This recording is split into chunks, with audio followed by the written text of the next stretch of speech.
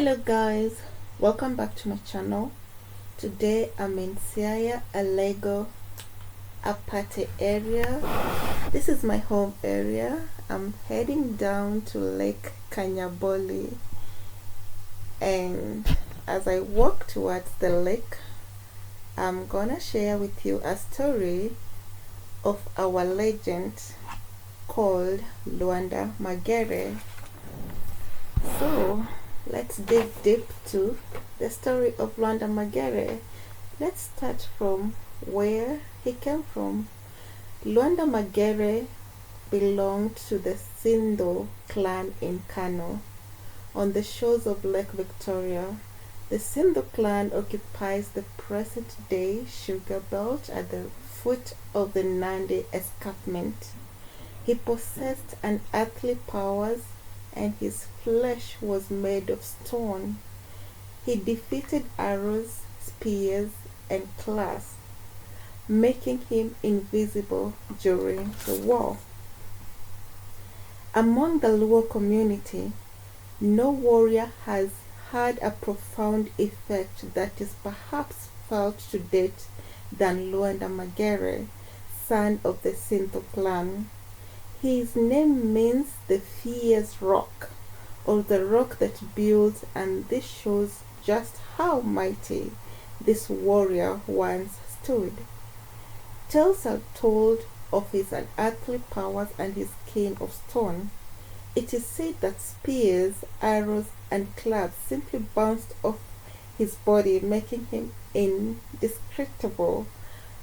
Of the most outstanding things he did, his extraordinary ability to tear entire armies apart is the most celebrated.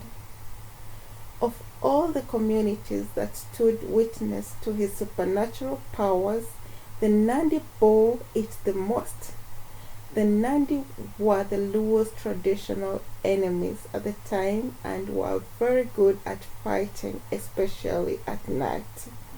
On the other hand, Lwanda Magere and his tribesmen were better fighters during the daytime. While people were fighting, Lwanda will be seen at home smoking tobacco, but if he heard that the Nandi were threatening his people, he will ask that his shield and spear be brought immediately. The ensuing battles would have Lwanda strike down so many Nandi warriors at once that the rest will have no option but to flee. So afraid of the mighty Lwanda were the Nandi that whenever they would hear that he was also on the battlefield, they would all run back to their lands. Magere will at times even follow them to their homes and take most prized possessions and cattle without any opposition. It eventually reached a point the Nandi gave up fighting Lwanda, as they did not know what to do to defeat him. They left him alone, deciding that he was indeed God's creation. Lwanda's downfall, however, came in the form of his Nandi wife. The Nandi had given him their most beautiful girl so that he could leave their cattle, which were their main source of livelihood, alone. It so happened that one day Lwanda fell sick and his first wife was not around to nurse him.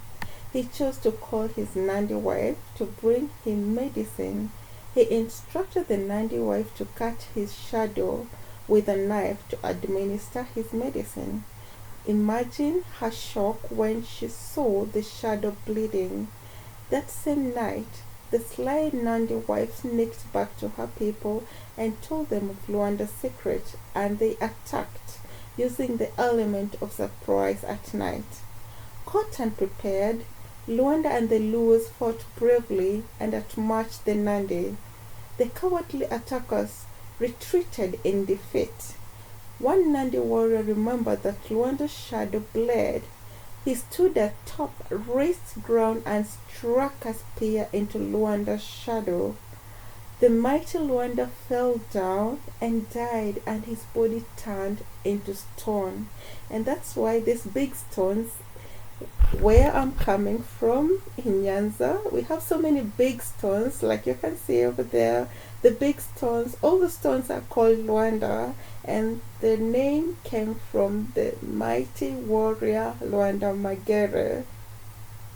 So strong wind blew over the land, and the Nandi and Kano, and the land of Luanda's people, followed by a 2-year drought. Luanda appeared to the Luo elders in dreams and told them where he died. The place he died is still revered, and people come from far and wide to conduct rituals and prayers at the stone. His story is passed down from generation to generation through oral tradition. Lwanda Magere was a mighty warrior whose name means fierce rock, or the rock that builds, and this shows just how mighty this warrior once stood.